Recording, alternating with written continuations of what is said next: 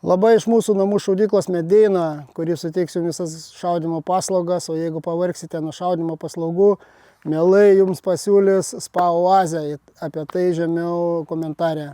O dabar, kaip ir kalbėjome pirmam video, noriu pristatyti, taip jau gavosi, kad pas mane pilnas rankas yra gulščiukų ir jų netgi yra visi 4. Tai ką mes turim? Mes turim, pradedam iš eilės nuo mechaninio. Kaip jau žinote, išėjus video šaudimo visos balistikos guru Brian Leeds išleidęs yra savo video apie gulščiuko naudą preciziniam šaudime, tai gulščiukas pasidarė neatsiejamas atributas ant kiekvieno šaulio sportininko ginklo. Ir tai pilnai pasiteisinęs dalykas, ypač DLR-ui, kur mažiausiai nuokrypiai jau pozicionuoja tavo nepataikymą. Tai kad gulščiukas yra vienas iš pagrindinių dalykų, mano galva. Tai šitas gulščiukas yra German Kunststock, padarytas ant pikatinį railo, turi iš galo mechaninį, kas man patinka, nereaguoja šaltį, pakankamai greitai dirbantis, gerai matosi. Superinis daiktas, kas liečia iš mechaninių gulščiukų. Yra ten keletas Vortex tipo gulščiukų, kurie dedasi ant optinio taikiklio. Man jie nepatinka dėl to, kad labai yra lėti. Jie, nežinau, ar ten medžiaga viduj kažkas, tai šitas tikrai labai geras, greitas, superinis daiktas. Nu ką, pagal kainų segmentą toliau, kaina yra apie 100 eurų kainuojantis daiktas, nėra pigus, bet tikrai jis atidirba kiekvieną savo centą. Antras yra gulščiukas elektroninis jau, aukštesnė klasė, aukštesnis levelis, yra italų gamintojo, pas jį viskas labai paprasta, yra viduj daviklis, pliusas, minusas, atsukiai, užsukiai, yra pakraunamas per telefoninį kroviklį, C jungtis, jeigu neklystu, tai užsidaro, pasikrauna, naudojasi, esu išbandęs, atveikia, lemputė žybsi, dedasi ant optinio taikiklio, čia sukasi prie pikatinį ir jūs jau turite pliusą, minusą, kairę, dešinę, centrą, žaliai. Kokie dabar pliusai, kokie minusai? Pliusas gal, kad dedasi prie pat akies, prie optinio taikiklio.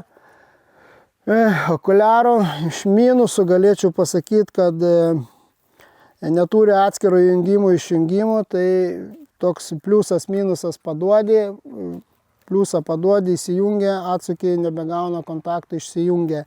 Minusas iš jų yra, kad plastikinis korpusas, reikia žiūrėti neperveršt. Ir žiemą atlaikė lietuvišką, nors aišku šiais metais nebuvo to žiemos, bet šiaip bendrai dirbantis gerai, tik tai sakyčiau, kad dar paminėčiau iš tokių minusų, kad reikia saugoti akumuliatorių, nes akumuliatorius tikrai neišlaiko visų varžybų ir kraunasi, tada turi su powerbanku lakstyti arba grįžęs iš karto dėt kraut, bet sakiau, kaip varžybų, jeigu pamiršai atsukti, pats neišsijungia automatiškai, tai yra vienas, mano galva, turi tokių minusų. Toliau sekantis gulščiukas pas mus MDT, visiems gerai žinomas, užsirekomendavęs gulščiukas,